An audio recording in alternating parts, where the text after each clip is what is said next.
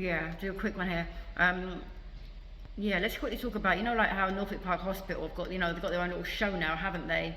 Follow suit, innit? Regards to the A&E, innit? The A&E, how overwhelmed they are. Do you know what I'm saying? How overwhelmed they are.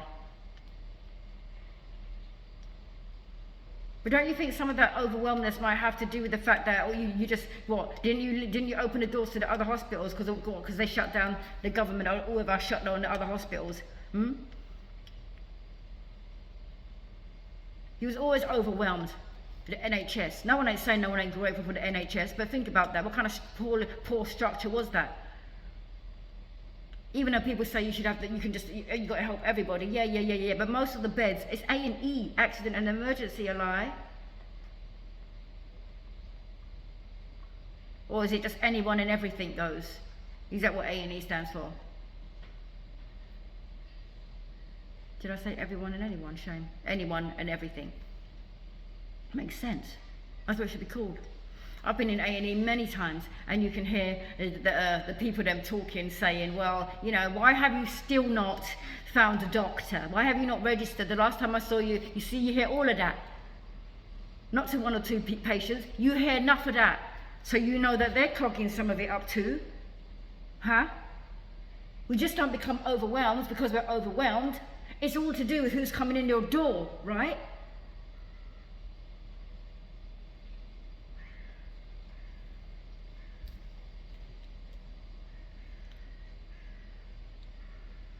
So you get those batch of people that have got no doctors, no A&E. And then you get the ones that have gone out for the night and they're just mash up, drunk up, or the winos or whatever you want to call them. Mash up, then them fall over. They boss them head. And they boss them head, but them still can find the hospital though. They still find A&E. They walk to A&E. Mash up or not mash up. And they have to give them a bed for the night. You know, dress their wounds. Some of them don't even have wounds, they're just staggering. All you can do is give them the bed for the night. What else can you do for them? A bit of fluid as well. And then that's it. Then you send them home in the morning. What else are you going to do for them?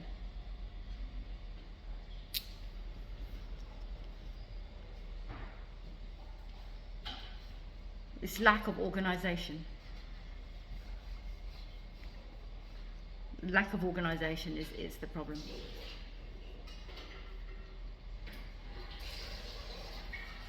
They're overwhelmed.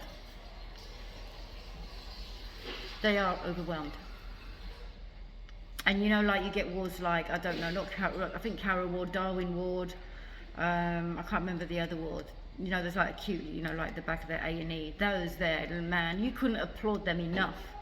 You could never applaud those people enough for what they do. That's a whole different class of, listen.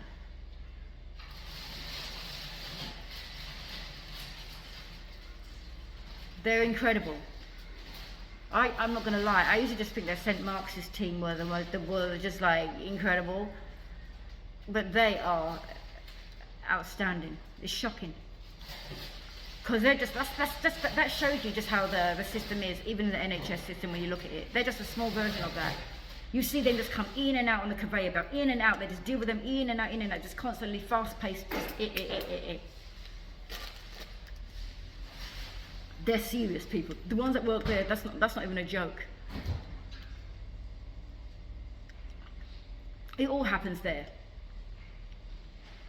So on those particular wards, you know that clearly the psychiatric wards and beds are full. Everything, because don't forget we have to take the mental health patients there too. Not just the physical, do you know what I mean? They take them all.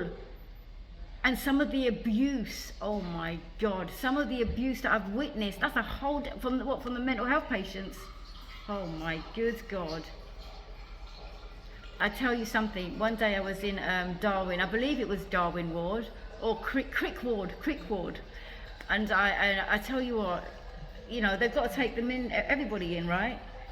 And I remember I wasn't very well, you know, they got me stable. I was on, you know, the beds with the monitors on. I obviously wasn't very stable. And when I became stable, they needed another patient that needed that bed. So that's good that I was going to be removed from that bed. So they just put me on another bay, like A bay. So I was really happy to go, because that means I'm better, getting better, well, stable. So, you know, they took me to this other bay, A bay, just up the bit, corridor. And I never forget, as I was approaching it on the bed, there were some women, there were patients obviously, standing outside the A bay, just something like a scene out of Prisoner Cell Block H. And I thought to myself, are they putting me in there? I was just thinking for a minute, okay, what's going on here? So I guess that was my greeting party. I don't know. So I was far too, you know, I'm still not well, so I'm not even taking that on. So they did push me in there. Now, I noticed that there was 3 beds on the left, and obviously that's the first thing I viewed, so I didn't quite see the right hand side. I believe there was 2 beds on the right. So I thought that, because I noticed there was a bed that was empty on the left, I believed that they was going to take that empty bed out and then, you know, slide me in there. 2-2. I just thought that, right? So as she proceeded to push me down into the ward, they all sort of ganged up in the corner, and she reversed me into the right hand side, and I kid you not, my drip stand was at the end of the bed. So my hand's kind of pulley, because it couldn't fit into the sides. That's how close I was to the left patient, how close I was to the right patient. Then all of a sudden I heard the brakes go on.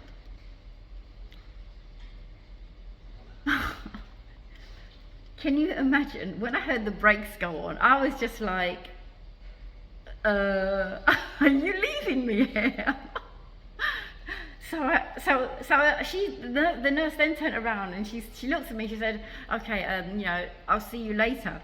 So straight away I was like, I said, hold on a minute. Are you leaving me here? She says, oh, you know, yeah, because we have to move you here because someone needs a bed, someone needs the monitor bed. I said, no, I understand that. I said, are you leaving me in this position right now, where I can touch the left-hand side person and I can touch the right-hand side person? Are you leaving me here? COVID as well, you know. She sort of looked again, you know, as if to say, you know, my hands are tied and all that stuff. At that point, I just said to her, look, please can you wheel me back to A&E and get them to discharge me and readmit me again. And I'll explain to A&E why I'm here.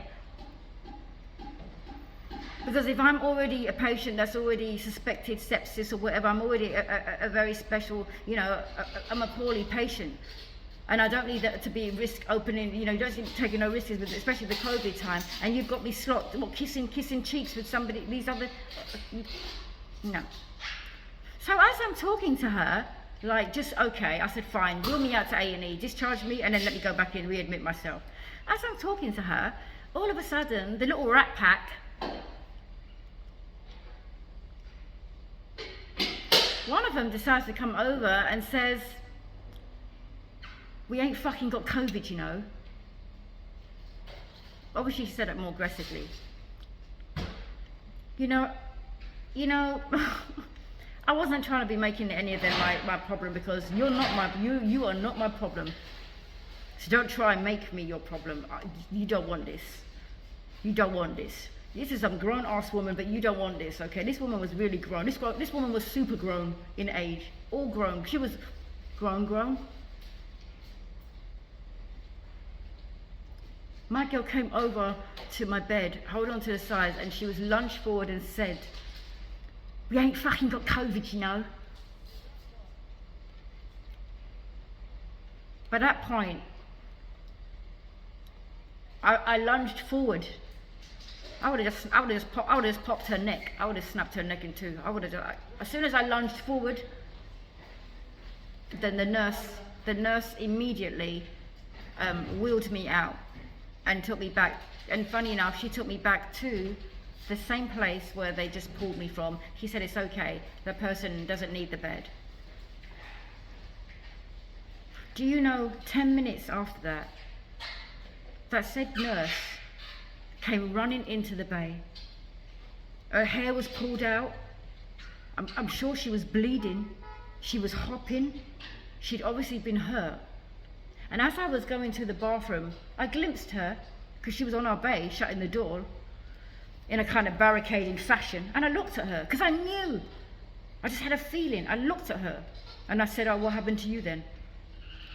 And do you know what she said? That same woman that you put me in the bay with, obviously she had some kind of mental health, and not no little bit of mental health, some big issues. She attacked her. She attacked her.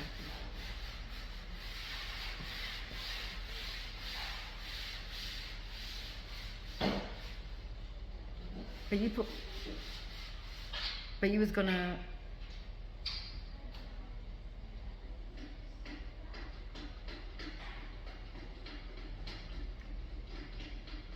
so yeah, we got a problem over there.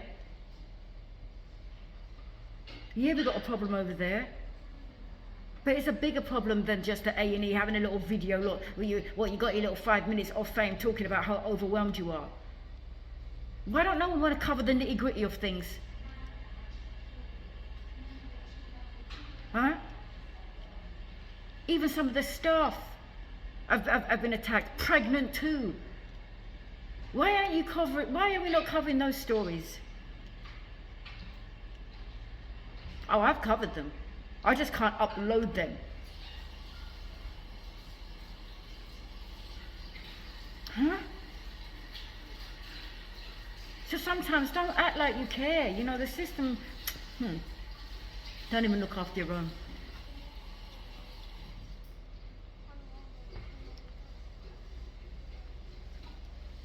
So that's what it is. You just have to fall into that. If that's what it is, that's what it is. And you know what's so sad? Because I am a St. Mark's patient. Because I am a St. Mark's patient. But yet you've still got us falling into that.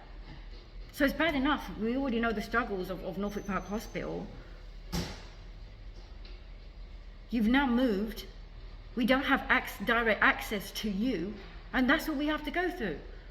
We're still going through the shit. We're still being abused. And we tolerate it. I've tolerated it. And I've been through a lot of abuse because of your changes, because of.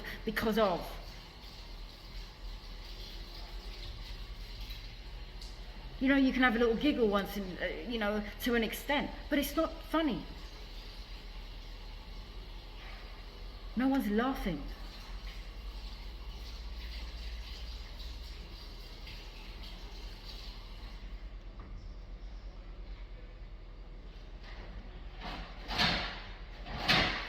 You know, it's even incredible, isn't it? Because you even get those specialists that are down there. Because they're acute wards, aren't they? But it's funny how St. Mark's obviously are a specialist, and their nurses are specialists, their training are specialists. It's insane. It's terrifying. It's terrifying to think that you could even be in an acute unit or some kind of wherever, and most of them don't have that particular training. That's terrifying. Which still brings you back to the point, what the hell happens to us? St. Mark's? So what happens to the unprioritised that don't get into your hospital? St. Mark's.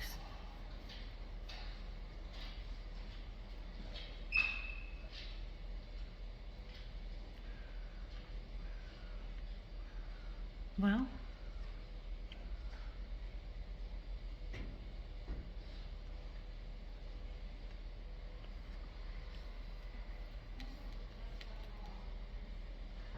it's serious. And if you don't start taking care of your patients the way that you take care of your staff, you wrap them up like a sweetheart. Well, I say that, a bit contradicting to what I've said before. Meaning, you've taken them all with you. The other kind of take caring of yours is a whole different thing.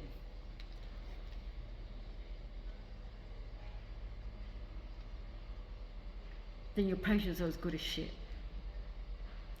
As good as dead. especially those specialist ones. And that's what those, you know, those, sorry, complex ones. You know that. I'm not, and people may, and I don't care. It's, you know, sometimes the staff would say, oh, well, you know, you're not just the only one. No, and they can speak for themselves, right? And they're talking for themselves, or whatever the situation is. But I am talking. I am your patient, so I can only speak for myself. And whoever happens to be on that sort of, happens to be going through what I'm going through, then obviously maybe I'm speaking for them too. But it's still something that we should be sharing. How could I not? How can I not tell you that we're in trouble anyway? Even if you leave us at Northwick Park Hospital, you know that we're in trouble. You know the mess over in Northwick Park Hospital as it is. Regardless about the St. Mark's bit, you already know